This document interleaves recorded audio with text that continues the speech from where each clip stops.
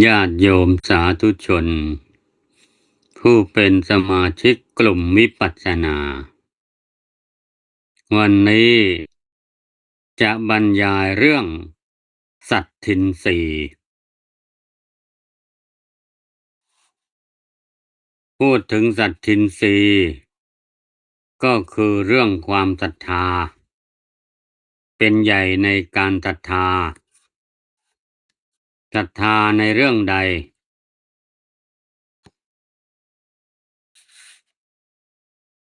ปัจจุบันนี้ก็จะมีข่าวจริงข่าวปลอมโดยเฉพาะสื่อบางทีดูไปแล้วนึกว่าข่าวจริงกลับเป็นข่าวปลอมไม่ว่าจะเป็นข่าวจริงหรือข่าวปลอมจะดูทางมีใครมาพูดอันนี้ได้ยินกับหูได้ดูกับตาโฆษณาชวนเชื่อบางทีก็โดนหลอกง่ายๆบางทีก็โดนหลอกแบบซับซ้อนซ่อนเงื่อนใช้หลายคนเพื่อให้มีความเชื่อคนเดียวยังไม่เชื่อต้องหลายคนพูดจึงเชื่อบางทีก็แค่เขาเสนอผลประโยชน์ให้มากๆก็เชื่อแล้วอย่างนี้เขาเรียกว่าเชื่อง่ายเชื่อคนง่ายหรือว่าไม่มีวิจารณญาณในการที่จะยับยั้งชั่งใจ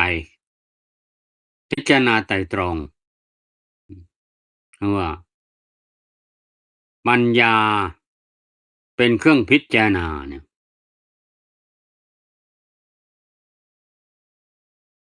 แล้วก็ดูข่าวโน่นนี่ก็เชื่ออืมพอเชื่อแล้วก็หลงไปตามกระแสนี้ก็อีกอย่างหนึ่งนะบางทีกระแสมาแรงใครๆเขาก็เชื่อกันคนนั้นยังเชื่อคนนี้ยังเชื่อคนใหญ่คนโตยังเชื่อนี่ก็เชื่อไปตามกระแสแต่ว่าผู้มีปัญญาแล้วจะไม่เชื่อไปตามกระแสต้องใช้พินิจพิจารณญาณเรื่องนี้อ้างอิงพระไตรปิฎก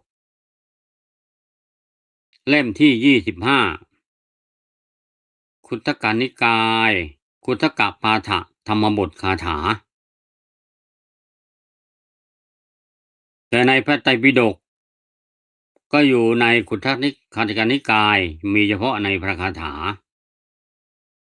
ส่วนอรรถกถาเรื่องราวว่าเป็นมายังไง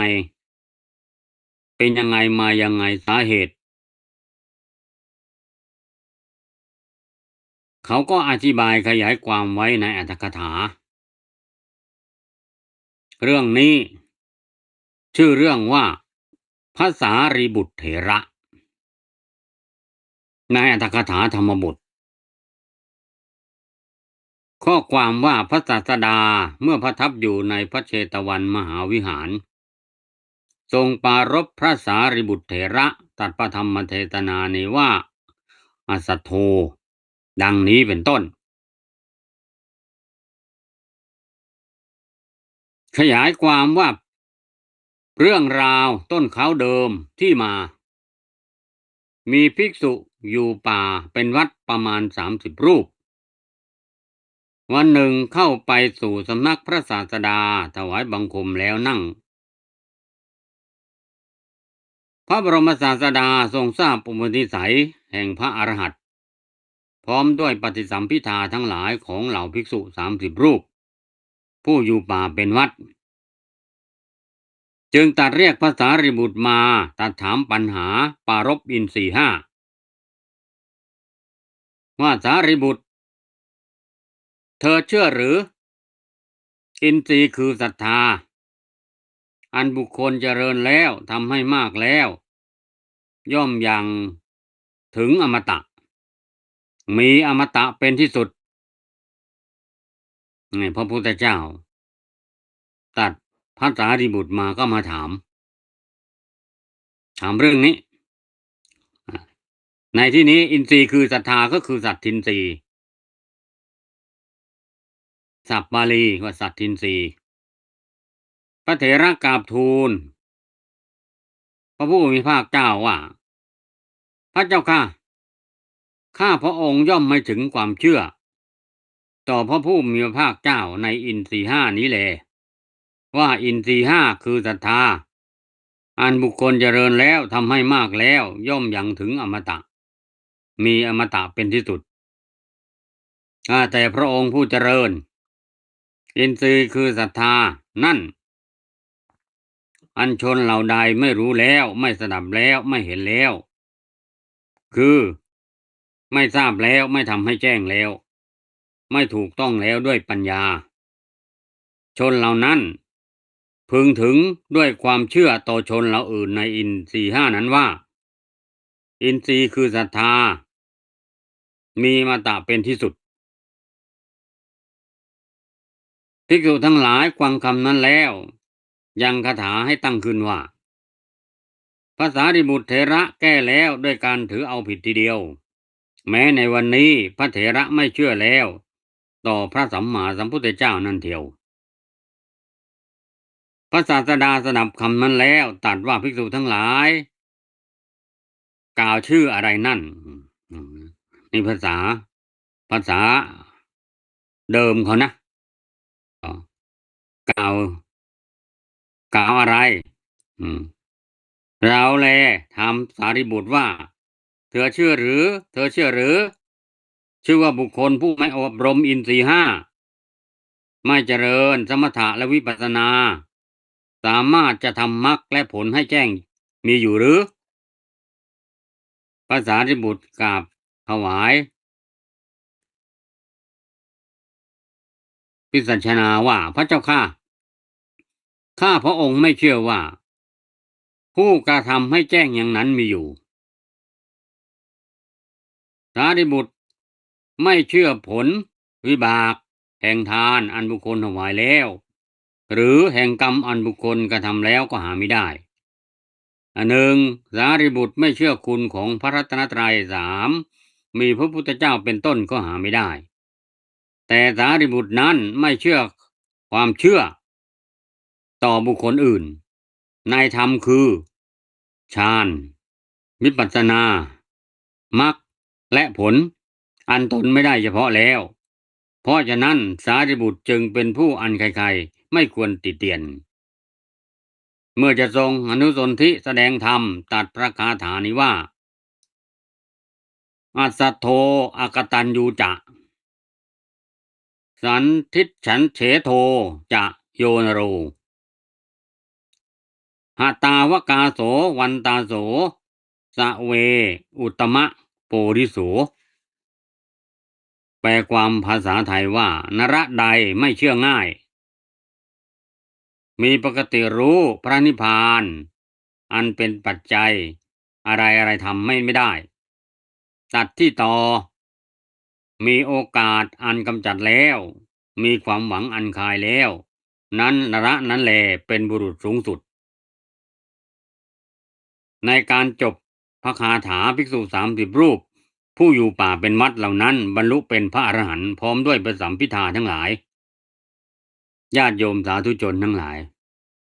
เรื่องนี้เป็นกุศโลบายของพระพุทธเจ้าซึ่งพระพุทธเจ้าทรงทราบอุปนิสัยของภิกษุ30 รูปนี้ว่าจะใช้วิธียังไงก็ใช้อุบายว่าตัดเรียกพระอานนท์มาแล้วก็ถามปัญหา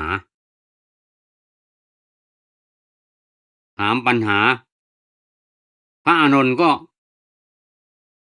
ตอบว่าไม่เชื่อสารีบุตรเธอเชื่อหรือ อินทรีย์คือศรัทธาอันบุคคลเจริญแล้วก็ทำให้มากแล้วย่อมยังถึงอมตะมีอมตะเป็นที่สุดเธอเชื่อไหมไม่เชื่ออืมเขาบอกว่าไม่เชื่อพระพุทธเจ้าค่ะอืมคำว่าไม่เชื่อในที่เนี้ยไม่เชื่อว่าถ้าบุคคลไม่เจริญไม่ทำให้มากซึ่งสัตทินรีย์เนี่ยไม่เห็นเองเนี่ยก็ไม่เชื่อภาษาริบุตรนี่ท่านเอาตัวท่านเองท่านเปรียบเทียบท่านว่าท่านไม่เชื่อใครถ้าสิ่งนั้นเรื่องฌานวิปัสสนามรรคและผลเนี่ยถ้าตนไม่ได้เฉพาะเนี่ยคือคือถ้าตนไม่บรรลุไม่ได้พิจารณาเห็นด้วยตนเองเนี่ยก็ไม่เชื่อภาษาริบุตรท่านมีปัญญามากท่านก็ไม่เชื่ออยู่แล้วนะท่านก็ไม่เชื่อง่ายอยู่แล้วดูศัพท์บาลีศัพท์บาลีว่าอัตสัทโธอืมอัตโธนี่โดยทั่วไปนี่เขาแปลว่าไม่มีศรัทธาเป็นคนไม่มีศรัทธาแต่ในที่นี้แปลว่าไม่เชื่อง่ายญาติโยมสาธุชนทั้งหลายนี่ดูเฉพาะศัพท์ไม่ได้นะบาลีเนี่ยต้องดูบริบทด้วยถ้าถามว่าอัสสโธแปลว่าอะไรคนทั่วไปก็ต้องตอบว่าคนไม่มีศรัทธาแต่ในที่นี้ไม่ใช่ในที่นี้แปลว่าไม่เชื่อง่ายเพราะอะไรเพราะคำสรุปคือบุคคลนั้นเป็นบุรุษสูงสุดถ้าบุรุษสูงสุดแล้วไม่มีศรัทธามันก็ผิดแล้วไม่ใช่แล้วเนี่ยจะจะแปลว่าอัตโธคนไม่มีศรัทธาอ้าวแล้วพอมาสรุปจบว่าคนนั้นแลเป็นบุรุษสูงสุดอ้าวยังไงกันคนบุรุษสูงสุดไม่มีศรัทธาได้ไงเพราะงั้นก็แปลว่าไม่มีศรัทธาไม่ได้ต้องแปลว่าไม่เชื่อง่ายถ้าคนไม่เชื่อง่ายนะเป็นบุรุษสูงสุดใช่เพราะเขาเป็นสัตบุรุษเป็นคนมีปัญญาเขาไม่เชื่ออะไรง่ายๆก็ถูกต้องศัพท์ที่สองว่าอกตัญญูเอาคำนี้ศัพท์คำนี้ถามว่าอกตัญญูแปลว่าอะไรโดยทั่วไปที่เราเห็นกันดาดดื่นก็แปลว่าอกตัญญูคนไม่ดีคนไม่รู้คุณคนไม่รู้อุปการะที่คนอื่นกระทำแล้วคนอกตัญญูคนเนรคุณถ้าแปลว่าคนอกตัญญูคนไม่รู้คุณคนก็ผิดแล้วเพราะบทสรุปคือบุคคลนี้คือบุรุษสูงสุดบุรุษสูงสุดจะเป็นคนอกตัญญูได้ยังไงมันก็ไม่ได้ความหมายมันไม่ได้แปลอย่างนั้นไม่ได้ในที่นี้แปลว่ารู้พระนิพพานอันปัจจัยอะไรทำไม่ได้พระนิพพานเป็นสภาพไม่ปรุงแต่งคืออะไรก็ปรุงแต่งไม่ได้ทำไม่ได้ในที่ว่าปรุงแต่งไม่ได้ยูนี่ก็แปลว่ารู้แล้วก็อากตังอากตังก็พระนิพพานอันปัจจัยอะไร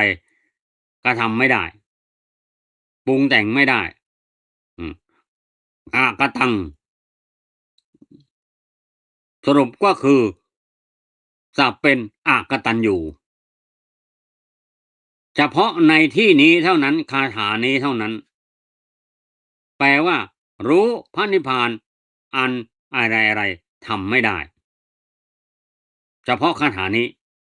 เพราะบทสรุปคือเขาเป็นบุรุษสูงสุดต้องแปลว่ารู้พระนิพพานอันปัจจัยอะไรทำไม่ได้ถึงจะเป็นบุรุษสูงสุดถ้าอย่างนี้ใช่ข้อต่อไปตัดที่ต่อสันทิฏเฉโทตัดที่ต่อตัดที่ต่อแปลว่าอะไร โดยทั่วไปเขาบอกว่าโจรตัดที่ต่อก็คือโจรตัดช่องย่องเบางัดแงะตัดที่ต่อตัดประตูตัดกรอนประตูโดยทั่วไปแปลว่าโจรในที่นี้แปลว่าโจร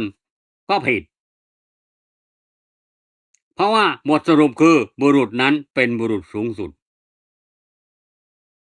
ตัดที่ต่อในที่นี้เขาอธิบายว่าตัดที่ต่อคือวัตตะที่ต่อคือสงสารตัดที่ต่อคือวัตตะที่ต่อคือสงสารดำรงอยู่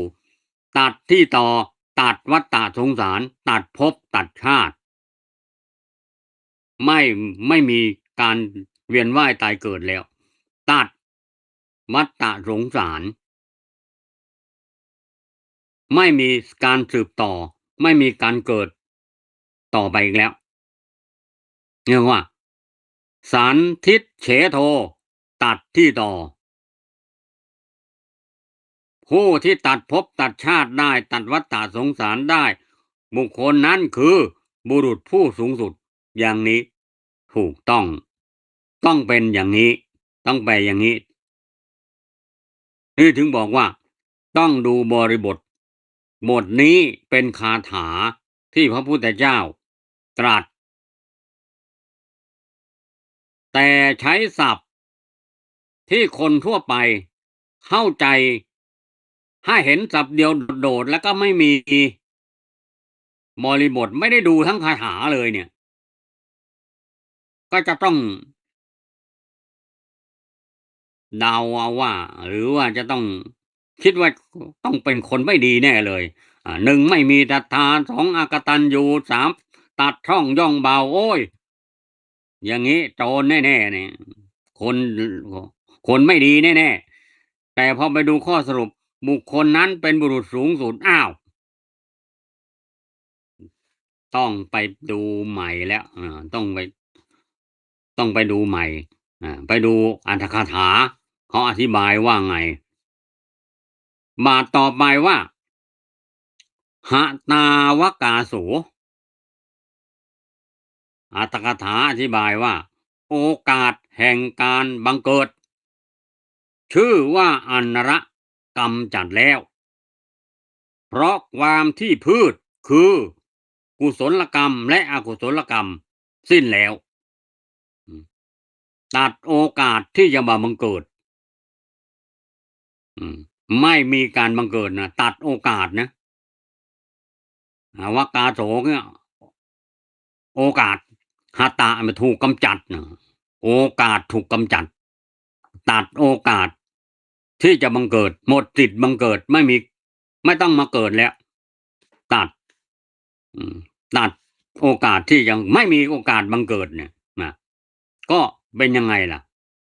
บุรุษนั้นก็คือบุรุษผู้สูงสุดก็พระอรหันต์แน่นอนเนี่ยอย่างนี้ศัพท์ต่อไปว่าวันตาโสอรรถกถาอธิบายว่าเป็นผู้มีความหวังอันคายแล้วเพราะความที่กิจอันตนควรทำด้วยมรรคสีอันตนกระทำแล้วมีความหวังอันคายแล้วนะ อาโสแปลว่าความหวังอาโสอาสาอาสานี่เป็นอิทธิลิงความแปลว่าความหวังแต่พอมาเป็นวิเศษณะของบุคโลนโรก็เลยเป็นอาโสเพราะเข้าสมาธิเรียบร้อยแล้วก็เลยเป็นอาโสวันตะแปลว่าคายคายออกมาเนี่ยคอควายสระอายอยักษ์คายอืมนะครับเหมือนบ้วนทิ้งคายคือบ้วนทิ้งเป็นผู้มีความหวังอันคายแล้วบ้วนทิ้งแล้วความหวังไม่มีไม่มีความหวังอะไรแล้วเพราะว่า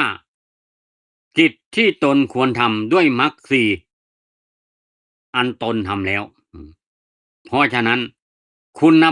ณสมบัติทั้งหลายทั้งปวงเหล่านี้เป็นผู้มีปัญญา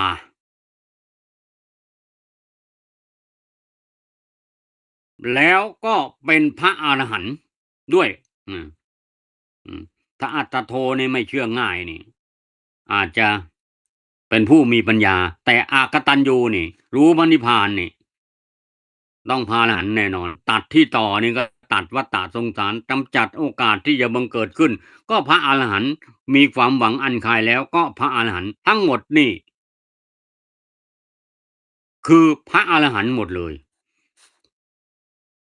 แล้วพระพุทธเจ้าก็สรุปบาทสุดท้ายว่าสะเวอุตตมะโพธิโสบุคคลนั้นแลชื่อว่าเป็นบุรุษสูงสุดคือพระอรหันต์นั่นเองญาติโยมสาธุชนทั้งหลายเรื่องนี้ก็เป็นที่ฮือฮาว่าพระสารีบุตรกราบทูลว่าไม่เชื่อข้าพระพุทธเจ้ายังไม่ถึงการความเชื่อต่อพระผู้มีพระภาคเจ้าในอินทรีย์ห้าอินทรีย์คือศรัทธาเนี่ยในนี้เขายกอินทรีย์คือศรัทธาเกี่ยวกับเรื่องความเชื่ออินทรีย์ในหมวดนี้ก็มีสัตทินทรีย์เป็นข้อแรกเลยสัตทินทรีย์วิริยินทรีย์สตินทรีย์สมาธินทรีย์และปัญญินทรีย์เรียกว่าอินทรีย์ห้าแล้วก็มีสัตทินทรีย์เป็นตัวนำเมื่อความเชื่อถูกต้องแล้วเป็นสัมมาสัมมาทิฏฐิก็มีความเชื่อที่ถูกต้องเชื่อมั่นว่าคำสอนของพระพุทธเจ้าสามารถที่จะให้หลุดพ้นได้เนี่ยสัตทินรีเนี่ยอันบุคคลเจริญทำให้มากแล้วย่อมยังถึงอมตะมีอมตะเป็นที่สุดญาติโยมสาธุชนทั้งหลายเรื่องสัตทินรีปัจจุบันนี้ก็ไปโยงเข้ากับอีกสูตรหนึ่งเรื่องนี้ไปโยงเข้าอีกสูตรหนึ่งก็คือสูตรเกสะปุตตสูตรเกี่ยวกับเรื่องความเชื่อหรือบางคนเรียกอีกอย่างหนึ่งว่ากาลามาสูตรชื่อจริงๆชื่อเกสะปุตตสูตรพระพุทธเจ้าแสดงกับชาวกาลามะกาลามะนี่เป็นชื่อคนเกสะปุตตะนี่เป็นชื่อแคว้นเป็นชื่อตำบลแคว้นโกศลนะเกสะปุตตะนิคมเกสะปุตตะเป็นชื่อหมู่บ้านส่วนกาลามะนี่เป็นคนเนี่ยเวลาพระพุทธเจ้าจะตรัสกับกาลามะชาวกาลามะตัดในแคว้นโกศลชื่อว่าเกสะปุตตะนิคมเกี่ยวกับความเชื่อในเรื่องนี้ก็มีคนมากล่าวกันบ่อยมากเกี่ยวกับเรื่องว่า ไม่ให้เชื่องมงายไร้เหตุผลคืออย่าปงใจเชื่อหนึ่งอย่าปงใจเชื่อด้วยกันฟังตามกันมาฟังตามกันมาก็ข่าวลือฟังตามกันมาเชื่อแล้วแค่ข่าวลือก็เชื่อแล้วเชื่อง่ายเกินไปสองอย่าปงใจเชื่อด้วยการถือสืบกันมาปู่ย่าตายายเขาทำกันมาอย่างเงี้ยเราก็เชื่อไปตามเขาเนี่ยข้อสามอย่าปงใจเชื่อด้วยการเล่าลือเล่าลือกันเขาเล่ามาก็เล่าต่อไปสี่อย่าปงใจเชื่อด้วยการอ้างตำราหรือคัมภีร์มีตำราเขาว่าไว้อย่างนี้ก็อย่าเพิ่งเชื่อเพราะว่าตำรานั่นเนี่ยเชื่อได้หรือเปล่าแต่งกันเองหรือเปล่าใครแต่งนี่เป็นต้นห้าอย่าปงใจเชื่อด้วยการตรรกะนะคิดเอาเองตรรกะคิดเอาเองหกอย่าปงใจเชื่อด้วยการอนุมานการคาดคะเนเจ็ดอย่าปงใจเชื่อด้วยการคิดตรีตรองตามแนวเหตุผลเราคิดแล้วตรองแล้วตามแนวเหตุผลน่าจะเชื่อได้แต่ไม่พอต้องใช้วิปัสสนาญาณพิจารณามีเหตุผลหลักของพระพุทธเจ้าข้อ8อย่าปงใจเชื่อเพราะเข้ากันได้กับทฤษฎีของตนทฤษฎีของตนคนอื่นมาพูดก็ตรงกันความเห็นตรงกันเลยเชื่อ9อย่าปงใจเชื่อเพราะมองเห็นรูปลักษณ์น่าเชื่อถือนี่บางคนเนี่ยที่โดนหลอกมาเยอะแล้วเนี่ยแต่งตัวก็หรูใช้ของหรูใช้รถหรูก็เลยน่าเชื่อถือว่าเขาจะเป็นคนไฮโซน่าเชื่อถือดูการลักษณะการใช้รถการแต่งกาย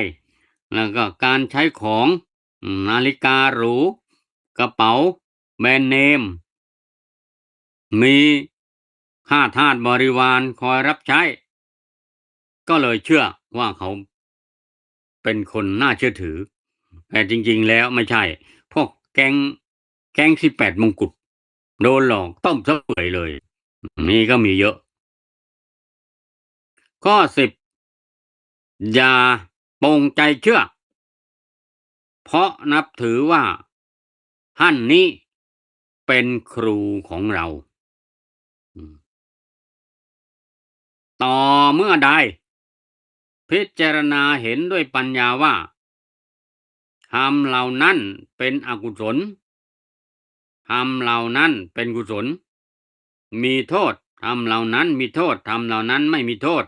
เป็นต้นแล้วจึงควรละหรือปฏิบัติตามนั้นเรียกอีกอย่างว่าเกสะปุตตสูตร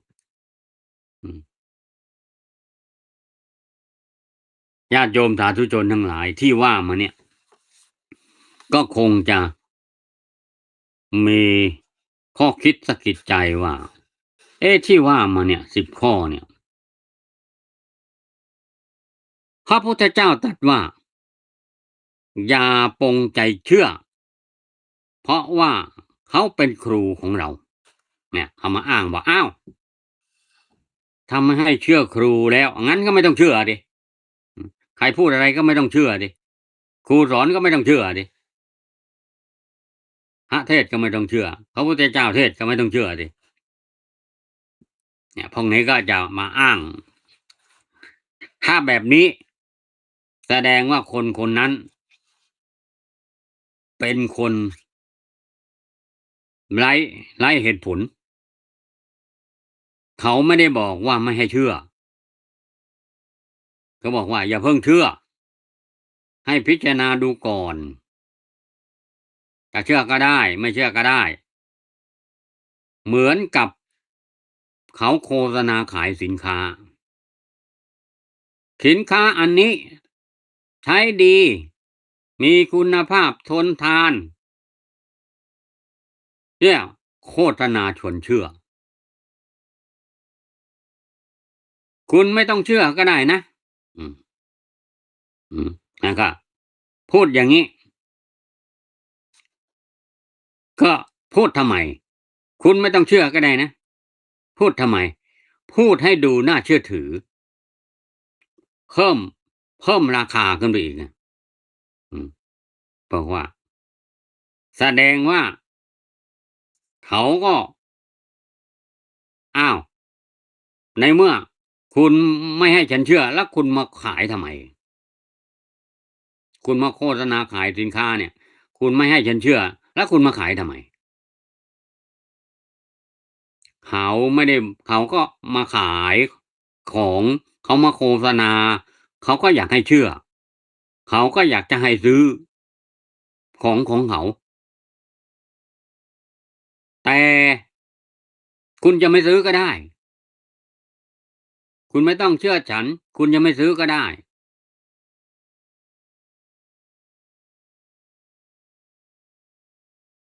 ก็เป็นสิทธิ์ของผู้ซื้อว่าจะซื้อก็ได้ไม่ซื้อก็ได้ถ้าเชื่อก็ซื้อถ้าไม่เชื่อก็ไม่ซื้อหรือบางคนเชื่อนั่นแหละแต่ไม่ซื้อเพราะว่าไม่มีความจำเป็นอะไรที่ต้องซื้อของสิ่งนี้ไม่มีความจำเป็นที่เราจะต้องซื้อไม่ไม่จำเป็นต้องใช้เชื่อว่าของนั้นดีจริงแต่เราไม่จำเป็นต้องใช้ของนั้นเราก็ไม่ซื้อแต่คนที่พูดก็เพื่อจะให้ดูน่าเชื่อถือแต่บางทีก็เชื่อถือไม่ได้เชื่อถือได้ก็มีเชื่อถือไม่ได้ก็มีเป็นสิทธิ์ของผู้ฟังว่าจะเชื่อหรือไม่เชื่อพระสารีบุตรเป็นผู้มีปัญญามากย่อมไม่เชื่อใครง่ายๆอยู่แล้ว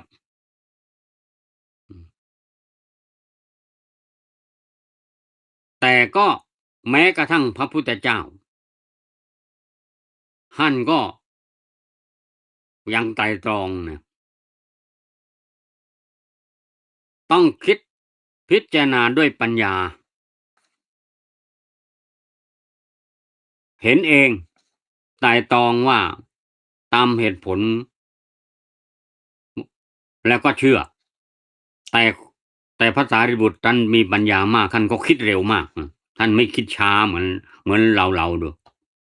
อืมแต่ส่วนมากท่านก็เชื่อนั่นแหละพระพุทธเจ้าตรัสอะไรใครก็ต้องเชื่อทั้งนั้นแต่ก็มีบางคนไม่เชื่อถ้าคนไม่นับถือพระพุทธเจ้าเขาก็ไม่เชื่อถ้าเขาเชื่อพระพุทธเจ้าเขาก็มานับถือพุทธศาสนากันหมดแล้วดิอืมเพราะเขาไม่เชื่อไงเขาจึงไม่มาอ่าหรือบางทีเขาก็มีความเชื่อเดิมของเขาอยู่แล้วเช่นสมัยนั้นน่ะก็มีเจ้าลัทธิเยอะแยะมากมายพวกเดรัจฉีถ้าฟังแล้วพิจารณาไตร่ตรองเป็นจริงอย่างนั้นก็เป็นพราหมณ์ก็กลับมานับถือพุทธมาขอบวชแล้วก็เป็นบรรลุเป็นพระอรหันต์เป็นเดรัจฉีมาขอบวชก็มีบรรลุเป็นพระอรหันต์ก็มีนั่นก็เป็นเพราะว่าอุปนิสัยปัจจัยของเขาเดิมมีอยู่ที่เขาไปนับถือพราหมณ์ก็เพราะว่าครอบครัวเขานับถือมาแต่เดิมเขา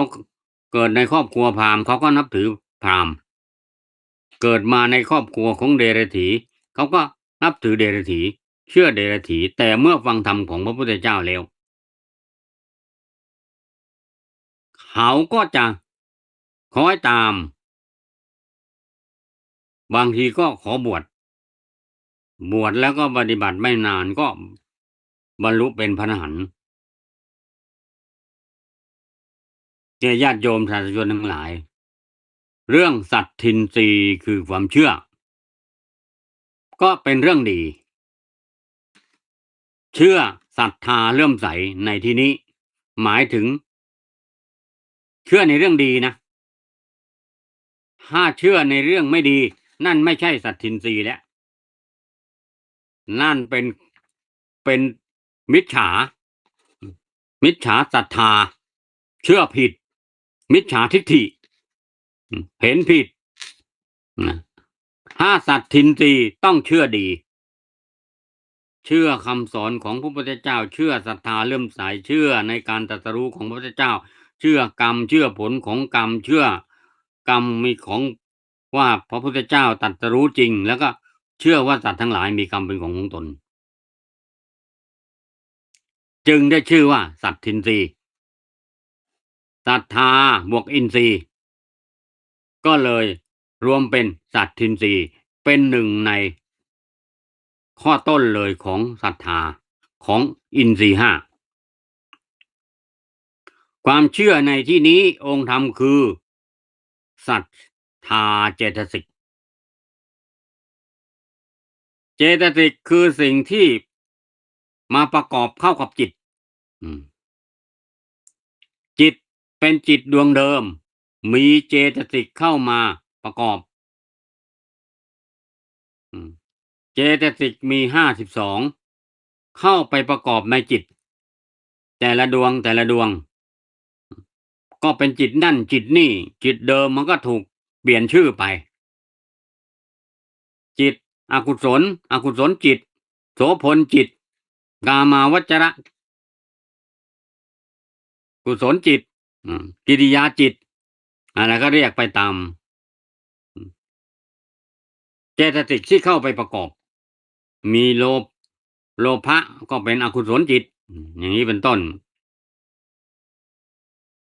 แต่ศรัทธาเจตสิกนี้ประกอบแต่จิตที่เป็นฝ่ายดีเท่านั้นอยู่ในหมวดโสพลเจตสิก25อยู่ในหมวดโสพลเจตสิก25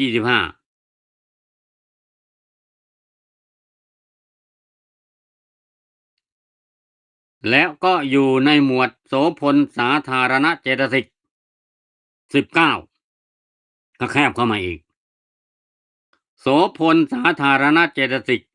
คือเจตสิกที่เกิดทั่วไปกับจิตที่ดีงามทุกดวงโสพลเจตสิกแล้วก็สาธารณเจตสิก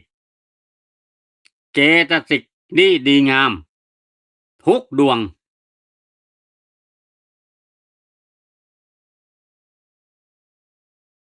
ประกอบเข้ากับจิตที่เป็นดีงามทุกดวง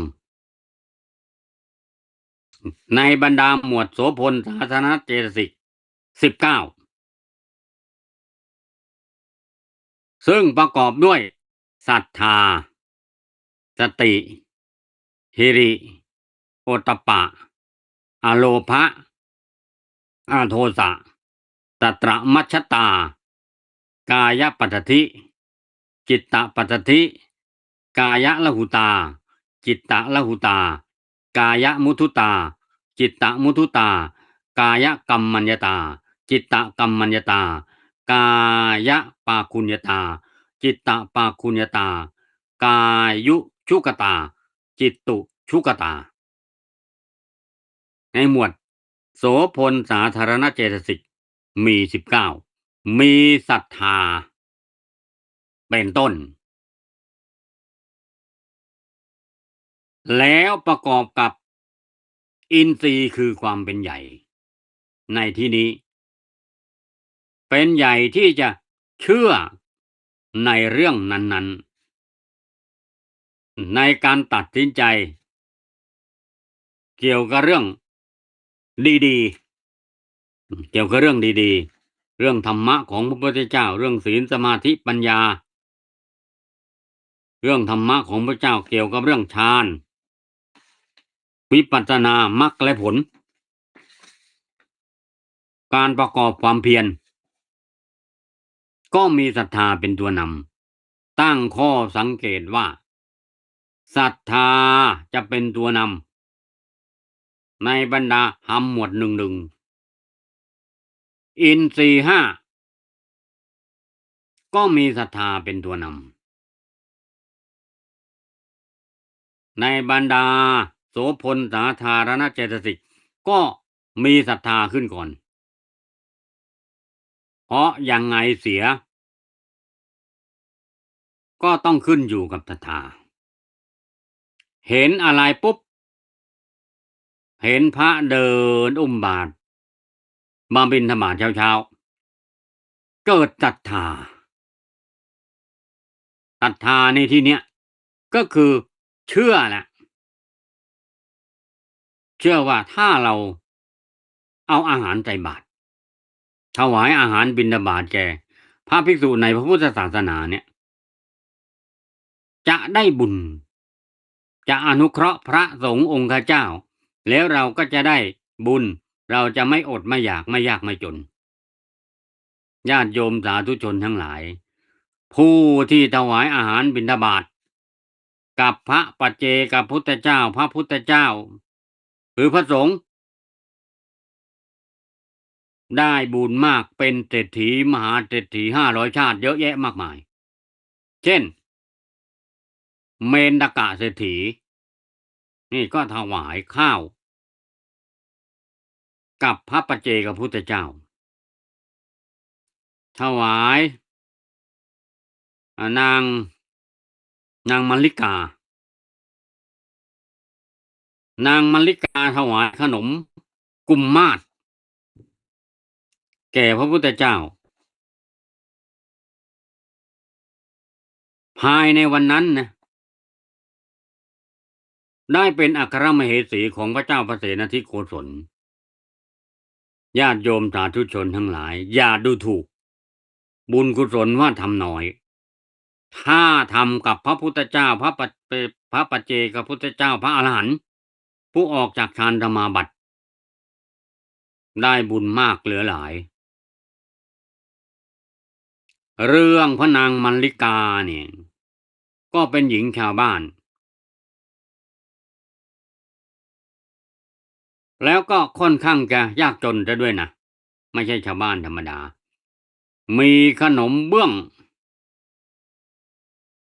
แบบจืดๆน่ะขนมกุมมาศก็แบบจืดๆเพราะใส่น้ำตาลน้อยก็ว่าทำไมถึงใส่น้ำตาลน้อยก็เพราะว่าต้องประหยัดอืมก็เลยใส่น้ำตาลน้อยหวานนิดหน่อยเองอืมเกิดศรัทธาเห็นพระพุทธเจ้าเดินมาบิณฑบาตเกิดศรัทธาถวายขนมกุมมาศอา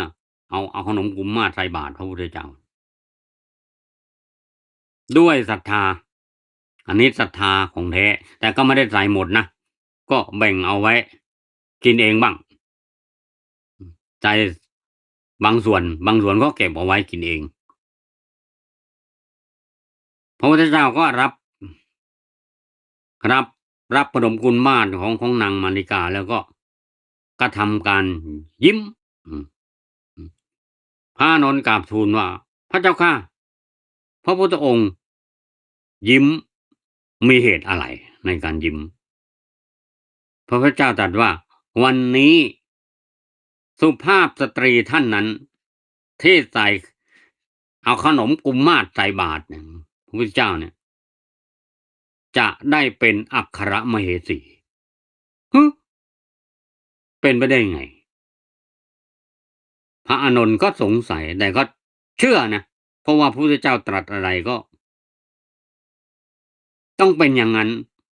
พระอานนท์น่ะเชื่อแน่นอนแต่ว่าภิกษุรูปอื่นเนี่ยอาจจะยังไม่เชื่อเป็นไปได้ยังไงเฮ้ยสุภาพสตรีท่านนั้นจะได้เป็นอัครมเหสีได้ยังไงยังงงๆไม่มีที่มาที่ไปภิกษุหลายรูปก็งงกันไปตามกันน่ะแต่พระอานนท์น่ะเชื่อ100%ว่าเป็นอย่างนั้นแต่ก็นางมัลลิกาก็ไปทำสวนอะไรดาหญ้าอะไรในสวนนั่นแหละทำปลูกต้นไม้ไปถางหญ้าในสวนน่ะพระเจ้าพระเสนทิโกศลรบแพ้มารบกับพระเจ้าประชาติศัตรูแพ้กลับมากันหนีมาองค์เดียวเลยข้าราชบริพารก็ตามไม่ทันมาถึงตรงหน้านางมาริกาหมดแรงลงจากหลังม้าถามนางว่านางผู้เจริญนางมีอะไรให้เรากินบ้างไหมหิวเหลือเกินเอ่นางมาริกาก็บอกมีขนมกุมมาศเนี่ยจะเก็บเอาไว้กินเองแต่ว่าท่านนี้ท่านหิวมากก็อ้าวให้เขากินดีกว่าก็ให้เขากินก็กินหมดอะเขาก็กินจุเสวยหิวน่ะคนหิวก็ต้องกินหมดอะมีกี่อันก็เอามากินหมดให้หมดเลยก็คงหลายอันอยู่หรอกก็กินหมดเลยพระเจ้าพระเสนทิทรงดำริในใจว่าโอ้ไม่เคยกินขนมอะไรอร่อยอย่างงี้มาก่อนเลยเพราะอะไรเพราะว่าพระองค์ทรงหิวมากอาอ่าเหน็ดเหนื่อยอ่อนเพลียเมื่อยล้าอ่อนเปลี้ยเพลียแรงหิวมากกินขนมกุมมาศจืดๆเนี่ยหวานนิดหน่อยเนี่ยก็บอกโอ้โฮมันเป็นขนมอร่อยมากไงไม่เคยกินขนมอร่อยขนาดนี้เลยก็เสวยหมดเสวยหมดก็นอนหลับพำพลบรรทมหลับไปบนตักของนางมลิกาข้าราชบริพารตามมาตื่นตามมาทันก็ปลุกว่าโอ้พระองค์ปลอดภัยดีแล้วก็รับเข้าวังไปก่อนที่จะไปก็ถามว่านางชื่ออะไรบอกว่าชื่อมลิกามีครอบครัวหรือยังแต่งงานหรือยังยังไม่แต่งเป็นโสดอ้าวงั้นเตรียมตัวให้ดีบ้านอยู่ไหนมันก็บ้านอยู่ตรงนู้นเตรียมตัวให้ดีให้วอมารับเข้าวังเลยสถาปนาเป็นอัครมเหสีเลยแล้วจะต้องหำขนมกุมมาศชนิดนั้นน่ะถวายให้พระเจ้าประเสนทิโกศลเนี่ยเสวยทุกวันต้องทำเองด้วยนะขนมกุมมาศเนี่ยต้องทำเองด้วยลงมือทำเองเพราะว่าสูตรในการคนอื่นก็อาจจะทำไม่ถูกสูตรนางต้องทำเองต้องตำแป้งเองใส่น้ำตาลนิดหน่อยขยำแป้งแล้วมาทอดต้องทำเองถวายพระเจ้าประเสนทริโกศลทุกวันเป็นประจำเพราะว่าพระเจ้าประเสนทริโกศลเนี่ยทรงโปรดขนมกุมมาศชนิดนี้มากที่พระนางมาริกาทำญาติโยมสาธุชนทั้งหลายเนี่ยเริ่มจากสัตทินรีเนี่ยเชื่อเนี่ยแหละพระนางมาริกาเนี่ยเพราะความเชื่อนั่นแหละจึงถวายขนมกุมมาศแด่พระพุทธเจ้าบุญกุศลนั่นน่ะก็ทำให้นางเป็นอัครมเหสีอันนี้ที่เห็นได้ในปัจจุบันนะชาติส่วนอดีตชาติพระนางจะทำบุญอะไรมาไม่ทราบก็คงทำบุญมามากโขอยู่ก็คงไม่ใช่แค่ถวายขนมกุมมาศครับพระพุทธเจ้าแล้วจะเป็นอัครมเหสีนะคงจะมีบุญเก่าเป็นทุนเดิมมา อยู่ด้วยแหละแต่นี่กล่าวเฉพาะว่าปัจจุบันเห็นกันเพราะปัจจุบันนี้เกิดจากศรัทธาสัตทินรีนี่แหละก็เชื่อความเชื่อในเรื่องดีก็ดีแต่ก็อย่าเชื่อง่ายสูตรนี้ไม่ได้บอกว่าให้เชื่อง่ายต้องพิจารณาไตร่ตรองด้วยปัญญาเจริญสมถะวิปัสสนาเจริญสติแล้วนำมาซึ่งปัญญาสตินทรีย์อินทรีย์ห้าเนี่ยเป็นธรรมะที่จะต้องผู้ปฏิบัติวิปัสสนากรรมฐานนี่จะต้องคอยปรับให้มีปริมาณเท่ากันห้าอินทรีย์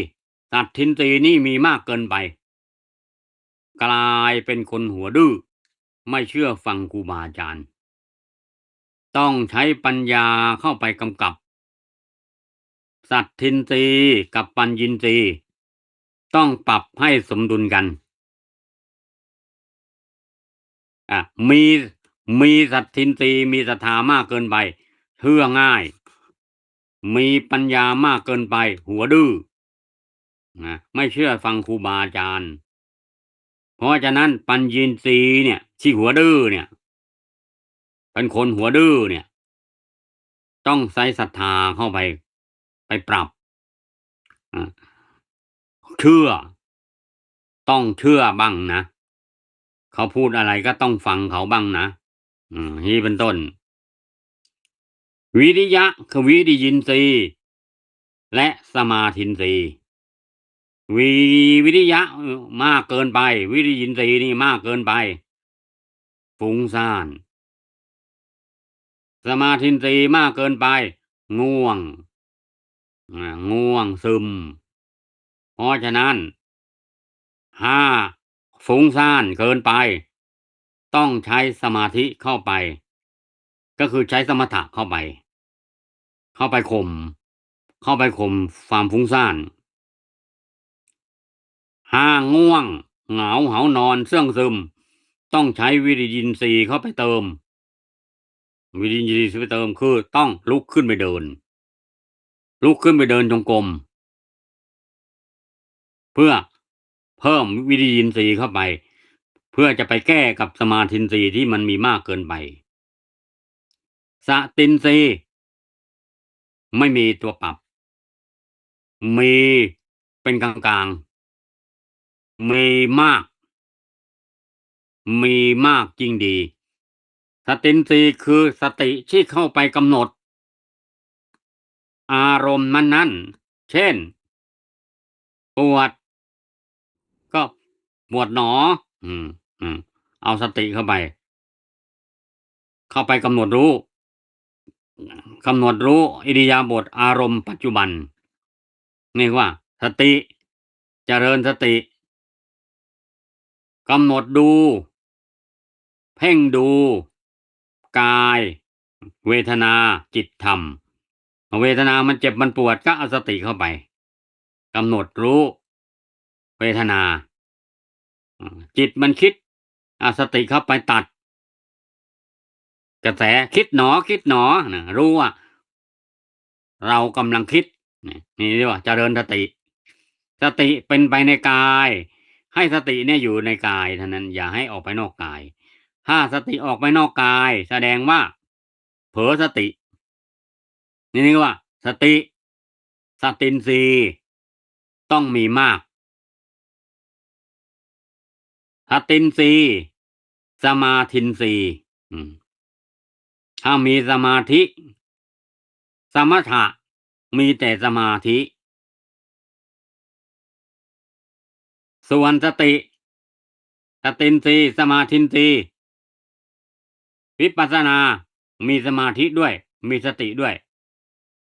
ขณะที่มีสมาธิก็มีเอาสติกำกับไว้ด้วยรู้ตัวทั่วพร้อมอยู่ตลอดเวลาสมาธิสติที่ไปกำหนดจดจ่อต่อเนื่อง ก็เป็นสมาธิปักลงไปในอารมณ์นั้นรู้เฉพาะอารมณ์นั้นโฟกัสลงไปที่เฉพาะอารมณ์นั้นก็มีสมาธิก็คือปักลงไปสมาธิเนี่ยนะวิตกวิจารปิติสุขเอกคตานี่นะก็มาจากสมาธิทั้งนั้นแหละวิตกนี่มันตึกก็คือปักลงไปเนี่ยปักอารมณ์วิตกเนี่ย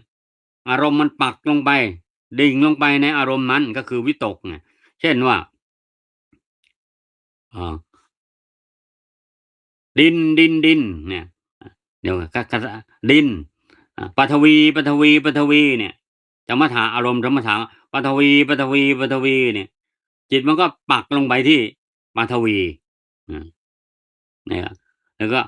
เตโชจิตมันก็ปักไปที่เตโชเนี่ยครับวิตกก็คือปักอารมณ์ลงไปในอารมณ์นั้นเรียกว่าวิตกอืม วิตกไม่ใช่วิตกกังวลนะวิตกในที่นี้หมายถึงปักอารมณ์ลงไปเนี่ยมันก็เป็น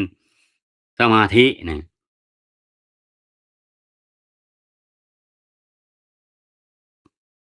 ก็เกี่ยวเนื่องกันหมดแหละในสัตทินรีเนี่ยในที่นี้พูดเรื่องสัตทินรีในเรื่องของภาษาริบุตรเทระก็เชื่อเชื่อมโยงเชื่อมโยงเกสาปุตตสูตรเพราะว่าเกี่ยวกับเรื่องความเชื่อเหมือนกันแล้วก็พูดถึงองค์ธรรมคือศรัทธาเจตสิกที่ประกอบในจิตที่เป็นฝ่ายดีทุกดวงสัตทินรีในที่นี้หมายถึงศรัทธาเจตสิกที่ประกอบในจิตโสพลฝ่ายดีโสพลเจตสิกญาติโยมสาธุชนทั้งหลายพอจะได้สิ่งสะอันพลาน้อยบ้างถ้าพูดถึงสมัยนั้นนี่พระอานนท์ไม่เชื่อพระพุทธเจ้านี่ก็ฮือฮาแหละปัจจุบันนี่ก็มีข่าวอะไรมาก็ฮือฮากันเหมือนกันนั่นแหละก็ต้องใช้สัตทินรีเข้าไปกำกับอย่าเชื่ออะไรง่ายๆถ้าเราไม่เชื่อง่ายแล้วก็มีปัญญาปัญญามาจากการเจริญสติเจริญวิปัสสนากรรมฐานนี่แหละญาติโยมสาธุชนทั้งหลายการเจริญวิปัสสนากรรมฐานนี่